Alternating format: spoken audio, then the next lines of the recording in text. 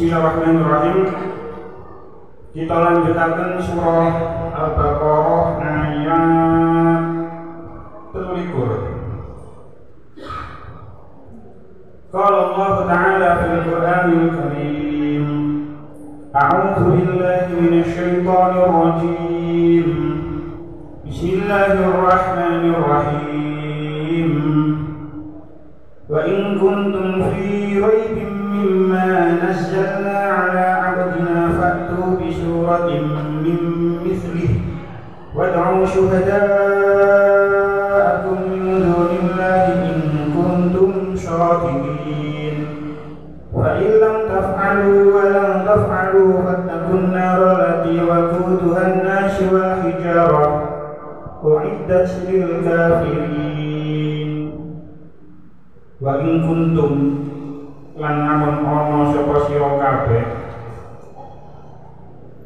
wa in kuntum lan namun ana sapa sira kabeh iku fi raibin tetep ing dalem aman mimma saking barang nazzalna kang wis nurunaken sapa ingsun ala abdina ing atase kawula ingsun. Waktu mongko nekakno sapa sira kabeh disuratin kelawan sak surat min mislihi saking padane ya simat tegese Al-Qur'an. Wad'ulan ngajak sapa sira kabeh syuhada aku ing berhala-berhala sira kabeh min dunillahi saking saliyane Gusti Allah. In kuntum lamun ana sapa sira kabeh iku shadiqina padha bener sapa sira kabeh. Wa illam taf'alu mongko lamun ora bisa nglakoni sapa sira kabeh, wa lam taf'alu lan ora bakal bisa nglakoni sapa sira kabeh, fattaku mongko wedya sapa sira kabeh annara ing neraka allati kang waquduha utawi napa niku empon-empone nar bahan bakarnya waquduha utawi empan-empanin nar iku annasu menungso wal hijaratu lan watu uiddat dicawisaken apa ya sinar lil kafirin kanggo wong-wong kafir kabeh. Kita wasyaraipun 324 yen sira kabeh para menungso khususin ahli Mekah tetep ana ing kemamangan saking kebenaran Al-Qur'an kang diturunake marang Kanjeng Nabi Muhammad sallallahu alaihi wasallam. Jajal gawe yo sak surat wae kang sak kira padha karo Al-Qur'an. Lan coba ngajak sesembahan sira kabeh sak liyane Gusti Allah taala. Yen sira kabeh nyoto bener dakwah ira yen Al-Qur'an iku ora saking Allah taala. Yen sira kabeh nyoto ora bisa lan mesti ora bisa, sira kabeh supaya wedya ancamane pangeran rupa neraka kang empan-empane rupa menungso lan watu-watu. Neraka mau dicawisaken kanggo wong-wong kang padha kafir. Wa in kuntum fi raibin mimma nazzalna ala abdina fa'tu bi suratin min misli.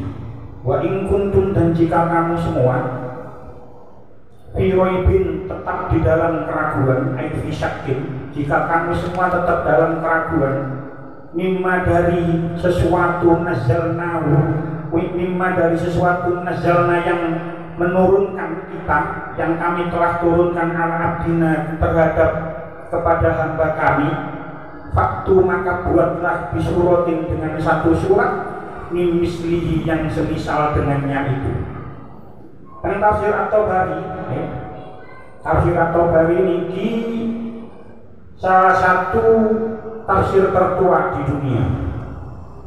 Jadi tafsir Imam At-Tabari ini lahir 224 Hijriah, meninggal tahun 310 Hijriah.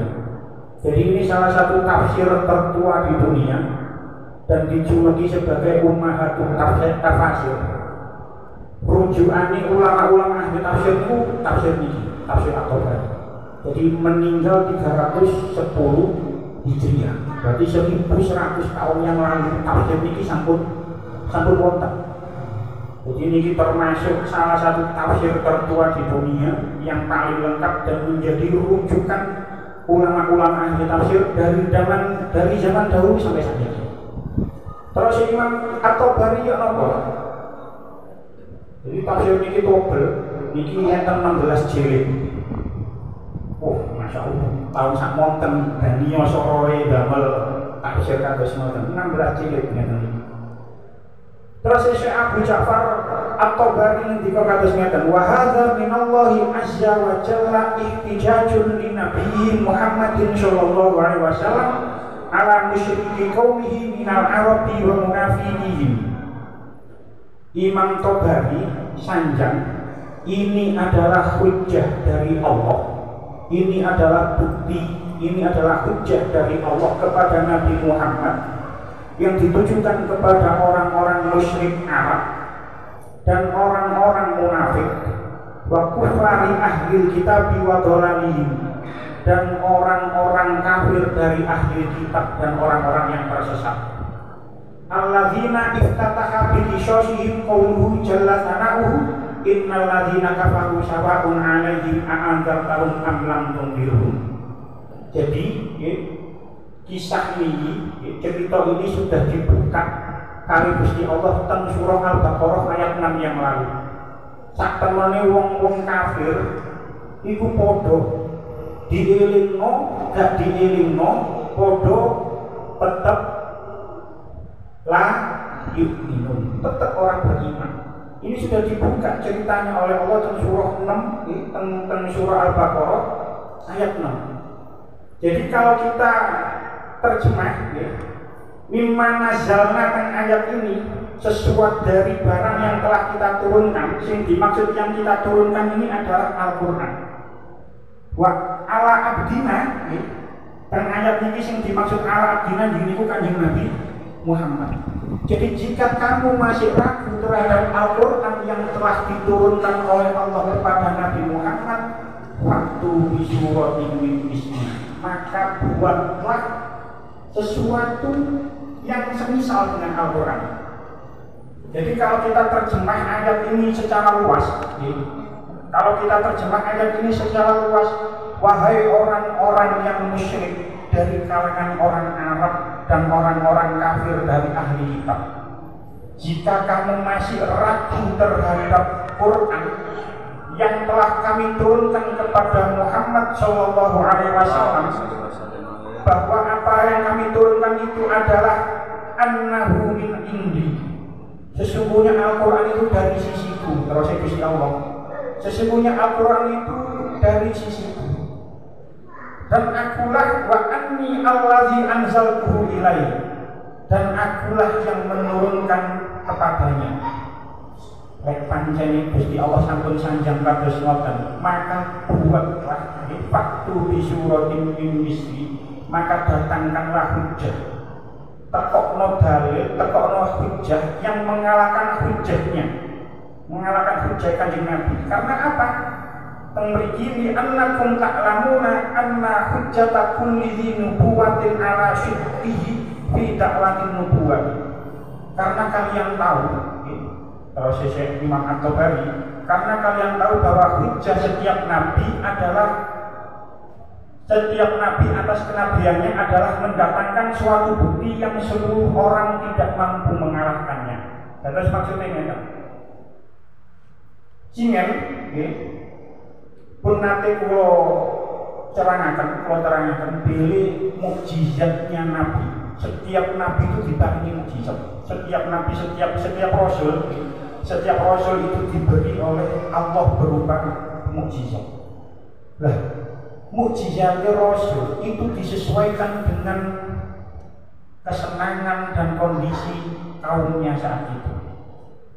Makanya ketika Nabi Musa diutus, kaum Nabi Musa senang sihir, kaum Nabi Musa senang sakti-sakti, senang jaduk-jaduk, maka Nabi Musa diberi mukjizat oleh Allah berupa tongkat. Soalnya kaumnya senang kali jaduk-jaduk, kali sihir-sihir. Ketika Nabi Isa sudah ribuan tahun berlalu, umat Nabi Isa, kaum Nabi Isa senang dengan dunia medis, senang dunia kedokteran, maka mukjizat Nabi Isa seputar pengobatan, ngobati wong kusta, iso nyembuhno orang buta, bahkan menghidupkan orang mati. Karena memang kaumnya sudah pada saat itu suka dengan pengobatan, suka dengan dunia medis. Nah, kaum Kanjeng Nabi Muhammad pada saat Nabi diutus itu kaum Nabi Muhammad itu mereka itu senang dengan syair, senang dengan syair. Jadi lek pancene awakmu gak percaya terus ini kalau kalian itu tidak percaya dengan Al-Quran yang telah kami turunkan kepada Kanjeng Nabi Muhammad, maka buatlah satu surat yang semisal dengannya. Ulama berbeda pendapat tentang makna min mislihi teng ayat ini. Lek teng mriki mislihi dimaknani balik teng Al-Quran. Jadi rujuke niku teng manazzalna, terus di teng mriki rujuke teng mimma nazzalna, yaitu Al-Quran. Tapi ada yang berpendapat di teng mriki rujuke teng abdina. Jadi jenengan tengah domir min mislihi ini ada ulama yang merujuknya ke mimma nazzalna, yaitu Al-Quran. Terus enten ulama yang merujuk ke abdina, hambanya, yaitu Kanjeng Nabi Muhammad. Nah, lek dirujuk teng abdina, niku akan mengurangi tantangan Al-Quran. Sebab napa? Kita tahu lek Kanjeng Nabi niku ummi, boten saged maca, boten saged nulis. Dan salah satu hikmah Kanjeng Nabi didamel kali Gusti Allah ummi, itu orang semua tahu kalau Kanjeng Nabi itu ummi. Jadi gak mungkin Kanjeng Nabi iso membuat lafaz, membuat ayat seperti ini, itu tidak mungkin bisa. Sebab Kanjeng Nabi itu boten saged maca, boten saged nulis. Umpama Kanjeng Nabi itu pinter, ahli sastra, ahli syair, orang pasti akan gampang menuduh iki karangane Muhammad. Tapi karena hikmahnya Kanjeng Nabi itu tidak bisa membaca, tidak bisa menulis, maka semua orang tahu kalau Al-Quran ini tidak mungkin karangan Muhammad. Nah, ini tantangan dari Allah, tantangan dari Al-Quran untuk membuat satu surat saja yang semisal dengan Al-Quran. Jadi kalau mislihi ini dirujukkan ke abdina, itu akan mengurangi nilai tantangannya. Sebab bisa jadi wong sing pinter maca, pinter nulis, bisa jadi saged membuat sesuatu yang serupa dengan Al-Quran. Makanya menurut jumhur ulama di teng mriki rujuke teng Al-Quran, dan ini sudah benar menggoni tafsir Al-Ibris. Jadi rujuk teng mriki adalah tenggoni Al-Quran. Maka dari itu teng ayat selanjutnya itu dikatakan wad'u syuhada'akum min dunillahi in kuntum shodiqin. Tantangannya Allah berupa untuk membuat Al-Quran ini itu diperuntukkan untuk siapa saja, bahkan dari golongan jin. Makanya teng mriki wad'u syuhada'akum, dan ajaklah syuhada'akum min dunillahi, selain Allah, in kuntum shodiqin, jika kalian orang-orang yang benar. Ulama ahli tafsir berbeda pendapat tentang makna syuhada'akum teng ayat ini. Dengan tingali teng tafsir Al-Ibris niki, syuhada'akum dimaknani ing berhala-berhala sira kabeh. Kalau kita telah lebih lanjut lagi, Mbah Bisri Mustafa ini itu kurang lebih itu merujuk tentang tafsir Jalalain. Karena apa? Tentang tafsir Jalalain itu dikatakan syuhada'akum ay alihatakum allati ta'buduna. Jadi tentang tafsir Jalalain, syuhada'akum itu ay alihatakum allati ta'buduna, pangeran-pangeranmu yang kamu menyembah kepadanya. Jadi makanya teng mriki dimanani berhala. Jadi Mbah Bisri merujuknya tenggoni tafsir Jalalain. Tapi kalau kita buka tafsir Tabari, itu ada dua pendapat. Pendapat yang pertama itu pendapatnya Ibnu Abbas. Pendapatnya Ibnu Abbas, syuhada'akum ay a'wanakum, yaitu penolong-penolong kamu. Maka ketika saya membuka terjemah bahasa Indonesia, itu syuhada'akum dimaknani awanipun, penolong-penolong. Jadi ini merujuk ke tafsir Tabari. Dan kalau kita telaah lebih jauh mana, syuhada aku ini lebih pas dimaknani penolong-penolong daripada berhala. Sebab apa? Nanti keterangannya nanti insya Allah kalau sebut tentang tafsir Ibnu Katsir itu disebutkan kalau memang tantangan ini bakal kuat termasuk bangsa jin. Pendapat yang kedua, saking mujahid yang dimaksud syuhada agung adalah nasun yashhaduna, manusia-manusia yang menyaksikan. Jadi menurut tafsir At-Tabari ada dua pendapat, yaitu syuhada agung itu adalah penolong-penolongmu. Yang kedua mengatakan manusia-manusia yang menyaksikan. Tapi menurut Syekh Imam At-Tabari yang diunggulkan, yang benar, yang benar menurut Imam Tabari yaitu penolong-penolongmu. Sebab nopo? Ini cuma tentang tafsir Ibnu Katsir dijelaskan bahwasanya tantangan ini datang berkali-kali. Jadi teng surah Al-Baqarah ini, yang surah Al-Baqarah ini adalah surah kategori surah Madaniyah. Ternyata tantangan seperti ini sudah ditantang, sudah dilakukan oleh Allah. Itu sudah 4 kali sebelum ini. Jadi bukan hanya sekali tantangan dari Allah untuk orang-orang kafir supaya kalau memang dia ragu Quran ini bukan buatan Allah. Ya wong kafir ki ragu iki duduk gaweane Allah iki. Gaweane menungso iki duduk gaweane Allah. Datangkan satu surat dan itu sudah ditantang oleh Allah sejak teng Mekah. Jadi tenggone tafsir Ibnu Katsir dikatakan teng surah Al-Qasas ayat 49, Gusti Allah dawuh kul faktu bi kitabi min indillahi wa ahda minhuma attabi'u in kuntum shadiqin. Teng surah Al-Isra ayat 88, kul la istama'atil insu wal jinnu ala ayyatu bi misli hadzal qur'ani la ya'tuna bi mislihi walau kana ba'dhum li ba'din dhahira. Kula terjemah sing surah Al-Isra ayat 88, kul katakanlah lain istamanat, jika manusia, jika berkumpul sopo al-insu menungso wal jinnu lan jin, katakanlah seandainya sesungguhnya jin dan manusia itu berkumpul ala ayyatu bimisli hadzal qur'ani untuk membuat yang semisal dengan Al-Qur'an, layak tu nabi mislihi, mereka tidak akan bisa membuat yang serupa dengan Al-Quran walau kana ba'dhum li ba'din dhahira, walaupun sebagian maksudnya menungso sampai jin itu saling bantu-membantu, itu mereka tidak akan bisa membuat yang semisal dengan Al-Quran. Teng surah Hud disebutaken am yaqulu naftarahu qul fa'tu bi asyri suwarin misli muhtaru yakin wa man istata'tum min dunillahi in kuntum shadiqin. Banyak kata-kata terakhir in kuntum shadiqin tenggone ayat ini.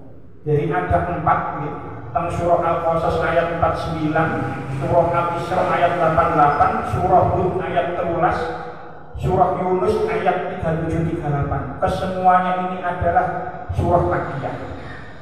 Jadi pantangan ini sudah dilakukan oleh Allah sejak Kanjeng Nabi niku teng Mekah dan diulangi lagi teng surah Al-Baqarah ayat 23. Lanjutannya ayat fa in lam taf'alu wa lam taf'alu. Fa in lam taf'alu, maka jika kamu tidak dapat membuatnya, walang taf'alu, dan pasti kamu tidak akan dapat membuatnya. Tentang tafsir Jalalain dikatakan fa in lam taf'alu, dan tafsir Jalalain ini adalah mengisyaratkan ketidakmampuan mereka pada masa lalu. Jadi pada masa itu ketika Quran diturunkan itu mereka tidak mampu. Fa in lam taf'alu. Lah selanjutnya walang taf'alu, huruf lam ini, lam nun ini menyatakan ketidakmampuan mereka selamanya.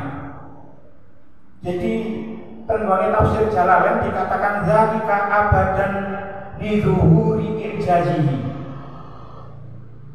Lafaz lantas anu ini menunjukkan ketidakmampuan mereka abadan selamanya. Lalek wis pancen gak iso gawe yang sejenis Al-Qur'an, wattaqun naro. Lek wis ngono ya wattaqun naro, maka takutlah kamu pada neraka. Ya apa carane wedi kare neraka, bagaimana caranya? Bil imani billahi wa annahu laisa min kalamil bashar. Dengan cara beriman kepada Allah dan menerima bahwa Al-Qur'an itu bukan kalam manusia. Jadi gak bisa apa? Gak bisa membuat yang sepadan dengan Al-Quran. Maka takutlah kamu kepada neraka dengan cara iman kepada Allah dan mengakui kalau Al-Quran itu bukan kalam manusia. Neraka niku napa? Allati waquduhan nas wal hijarah uiddat lil kafirin. Allati waquduhan nas wal hijarah, yang bahan bakarnya itu adalah manusia dan batu. Uiddat lil kafirin, dan yang disediakan bagi orang-orang yang kafir. Ulama niku berbanyak pendapat ulama tentang mengapa Allah mengkhususkan ada makna hijarah teng ayat ini. Apa yang dimaksud batu teng ayat ini? Kula buka tentang sing Ibnu Katsir, nggih. Sing dimaksud kali hijarah teng mriki ialah dia hijaratul kibrit al-azimatu as-sauda'u. Hijarah teng mriki adalah, yang dimaksud hijarah teng mriki adalah hijaratul kibrit. Kula tingali kibrit iku maknane belerang atau sulfur. Jadi batu belerang yang besar, yang hitam, yang besar dan yang hitam. Al-azimatu as-sauda'u. Jadi ada yang pendapat ulama yang mengatakan yang dimaksud batu teng mriki adalah batu belerang yang besar dan hitam. Enten sing berpendapat ini batu memang batu kibrit. Tapi batu kibrit ini, batu belerang ini sampun diciptakan kali Allah ketika Allah menciptakan langit dan bumi, dan ini memang disiapkan untuk orang-orang kafir. Ada yang mengatakan batu kibrit ini sudah ada di dalam neraka. Sudah ada di dalam neraka, wis disiapno nang neraka kayak orang-orang kafir. Warnanya hitam. Ini kelihatan tafsir Fathul Qadir niku diceritakan 1000 tahun Allah niku membakar batu ini menjadi merah, kemudian 1000 tahun dibakar maneh menjadi putih, dan 1000 tahun dibakar maneh menjadi hitam. Jadi makanya hitam niku mboten langsung hitam, enten ceritanya diobong 1000 tahun jadi abang, diobong 1000 tahun jadi putih, diobong 1000 tahun jadi ireng. Fahiya saudaun muslimatun la yadfa'u laha buha. Dan hitamnya itulah hitam kegelapan yang kobarannya tidak pernah redup.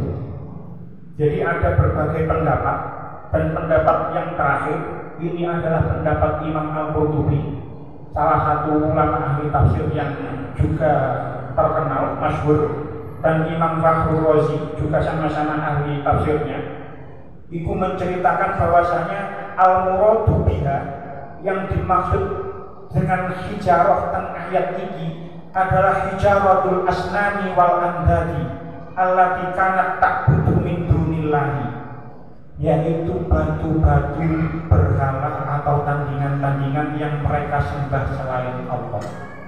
Jadi berhala-berhala, patung-patung itu besok teng neraka akan dijadikan bahan bakar api neraka. Jadi patung-patung sedaya termasuk niki sing ngomong Imam Al-Qurtubi. Al-Qurtubi termasuk tafsir yang populer, masyhur. Jadi menurut Imam Al-Qurtubi hijarah mriki adalah hijaratul asnam, watu-watune berhala. Jadi mana berhala-berhala itu jadi bahan bakarnya neraka. Ya termasuk candi-candi. Ini umpama saat ini candi Borobudur Borobudur mlebu saiki diundang 750.000 yo gak masalah. Bukan masalah, gak ada urgensinya. Gak ada urgensinya. Bab 750.000 bahasa juta. Yo yang meneh bakal dadi waktu nanggone neraka. Jadi kalau betul ngomong berkunjung ke Candi Borobudur haram ya, tidak ya, kemudian diarani keras. Tapi itu adalah tempat peribadatan orang Buddha, tempat peribadatan orang Buddha. Dan ulama berbeda pendapat bagaimana hukum orang masuk ke tempat peribadatan agama lain. Nek kula yo wis kapan orang Borobudur, apa orang Borobudur? Wong yo tempat ibadahane wong Buddha. Jadi masalah mlebu tenggone tempat peribadatan orang non-Islam selain agama Islam itu memang diperdebatkan. Mas yo sakniki bangsa-bangsa ya iki lek kapal yo melok jaga gereja. Tak jane yo lapo jaga gereja iki ya. Nggih, lek kula lho, lek kula lho, lapo yo melok jaga gereja. Wong yo lek kula gak cocok, ras gak cocok. Ket biyen kula lek ngaji kula sanjang lek enten niku mboten cocok blas. Tapi karena nggih sing sanjang nggih wong nggih ngalim-ngalim nggih kersane memang diperdebatkan hukum masuk atau masuk ke gereja atau masuk ke tempat peribadatan orang non-Islam, orang kafir itu hukumnya diperdebatkan. Tapi masalah banser jaga gereja belas tak setuju. Itu karena apa?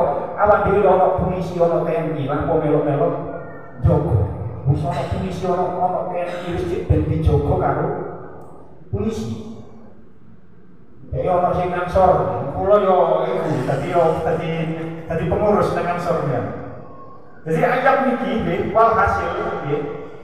Ayat 23 kali ayat 24 ini adalah tantangan Allah dari zaman dahulu sampai zaman sekarang dan sampai kiamat.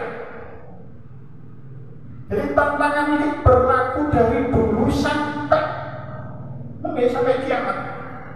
Jadi logikanya ngeten. Logikanya ngeten. Wong-wong kafir niku kan nuduh kalau Quran ini karangan Muhammad. Orang-orang kafir itu menuduh kalau Quran ini karangan Muhammad ini. Duduk kalammu kok.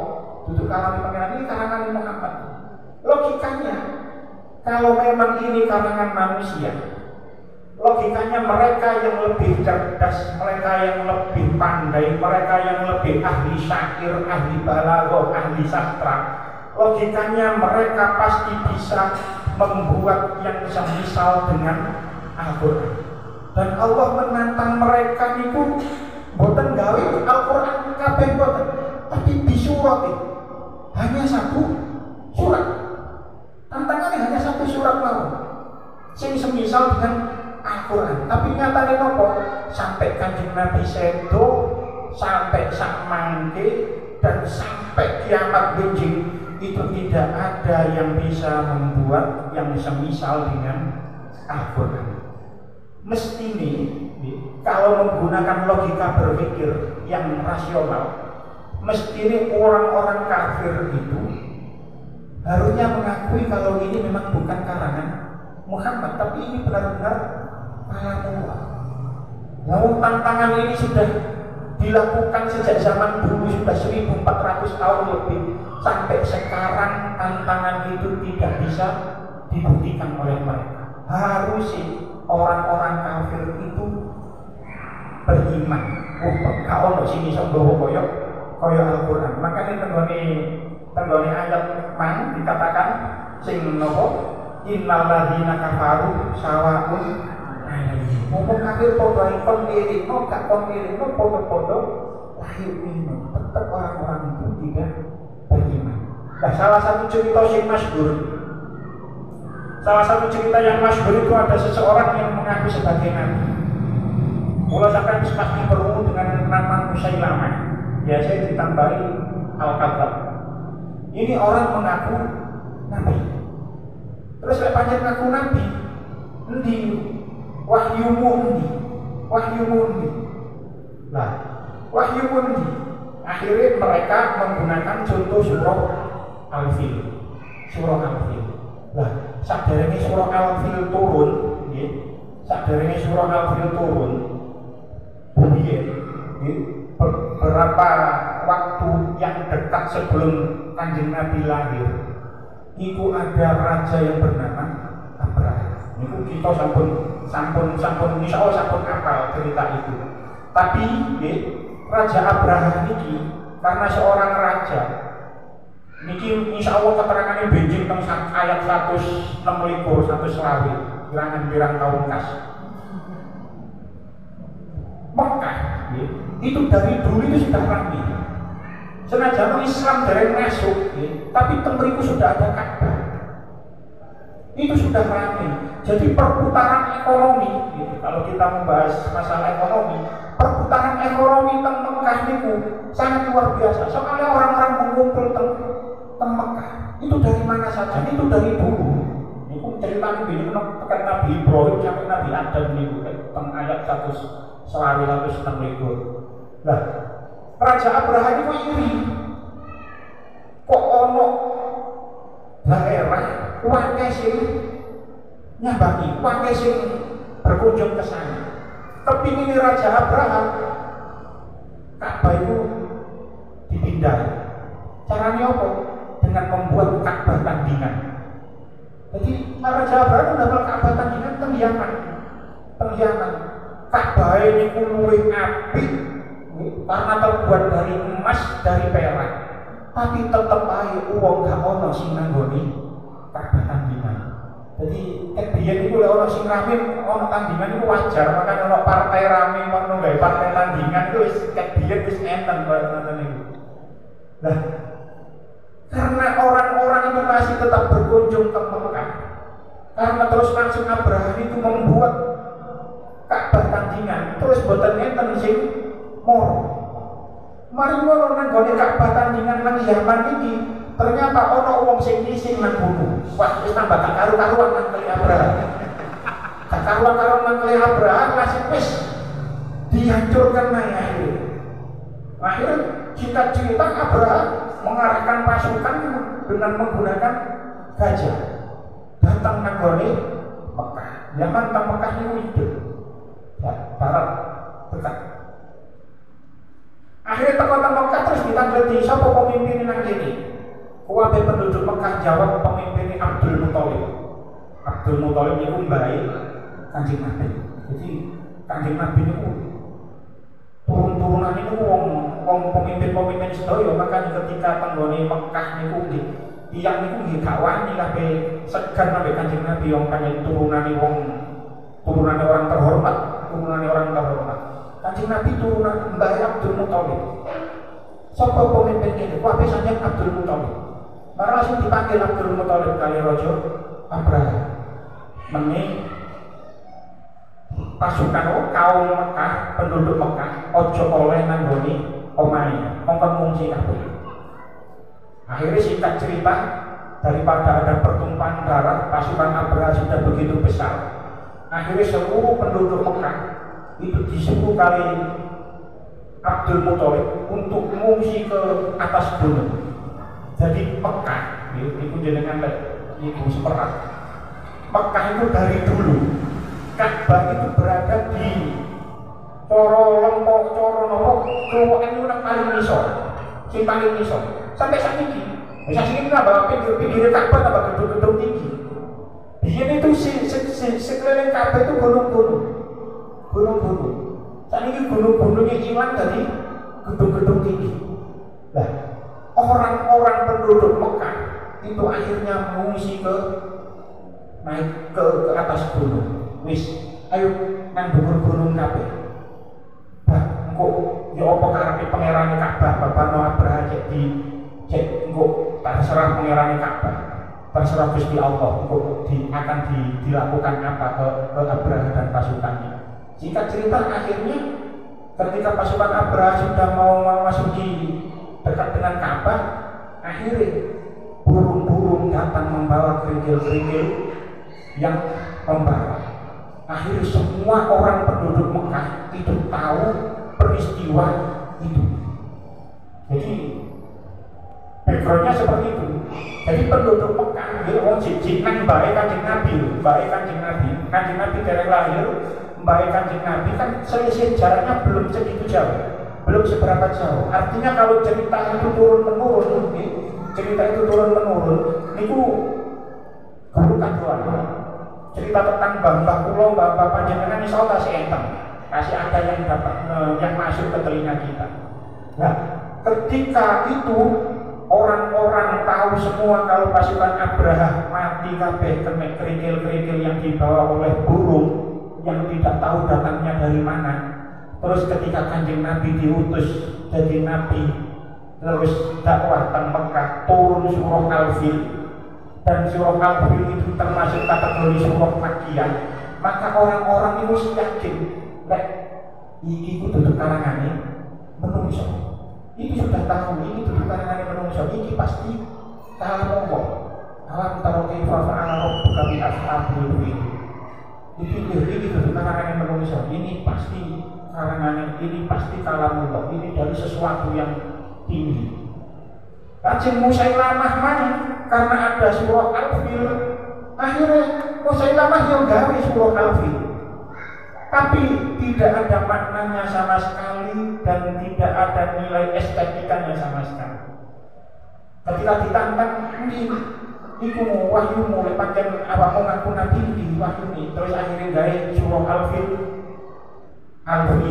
Malfil, wa ma adraka malfil, lahu danabun wafil, wa lahu urdumun tawil. Ini kulit pulau besok kan kalau bahasa Arab, wah enak juga jadi lan. Karena ini kan alam kabeh, kaya alam karo. Tapi lihat di mana dia kalau maknanya. Alfil gajah, malfil apa itu gajah? Wa ma adraka malfil, tahu tak kamu apa itu gajah? Ya itu ya orang TK yang ngerti gajah. Lahu danabun wabil, dia memiliki ekor yang pendek. Walahu urdumun tawil, dan dia mempunyai belalai yang panjang. Ya, dia hanya menyamakan ujung-ujung surah Al-Fil ya dengan lam-lam kabeh, tapi tidak ada nilai keindahannya sama sekali. Jadi ketika Al-Quran menantang seperti itu, dan sampai sekarang tantangan itu tidak bisa dibuktikan. Karena apa? Tantangan Al-Quran memang tidak akan bisa, karena Al-Quran itu setidaknya ada 3 keistimewaan. Satu, ketelitian dan keindahan redaksi dan maknanya. Musailamah kepingin niru redaksi Al-Fil dengan ujung-ujungnya orang kabeh, tapi keindahan maknanya tidak ada sama sekali. Oleh kula panjenengan karo maknane bahasa Arab, yang nggone Musailamah ya api, bahasa Arab ya.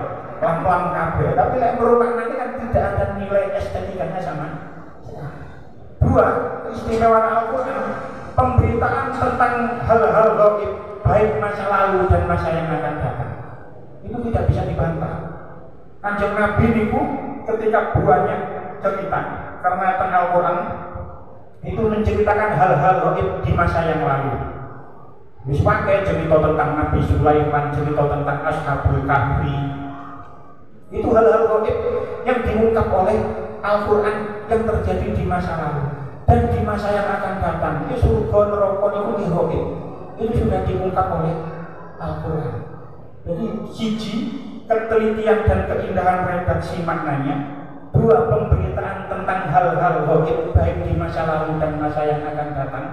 3, isyarat-isyarat ilmiah yang dipaparkan oleh Al-Quran. Maka lebih ngaji niku bahasa rodok dhuwur, membahas masalah atmosfer mawon itu karena memang isyarat-isyarat ilmiah Al-Quran yang dipaparkan, dan itu memang ada beberapa isyarat-isyarat yang belum terbukti sampai sekarang, tapi suatu saat insya Allah akan terbukti. Jadi kalau ada isyarat-isyarat Al-Quran yang belum bisa dibuktikan secara ilmiah, itu ya jangan dianggap Al-Qurannya salah, tapi karena memang teknologinya yang belum mampu menjangkau hal itu. Pun cekap sematan mungkin nanti keterangan manfaat. Bismillahirrahmanirrahim. Wassalamualaikum warahmatullahi wabarakatuh. Alhamdulillahirabbil alamin.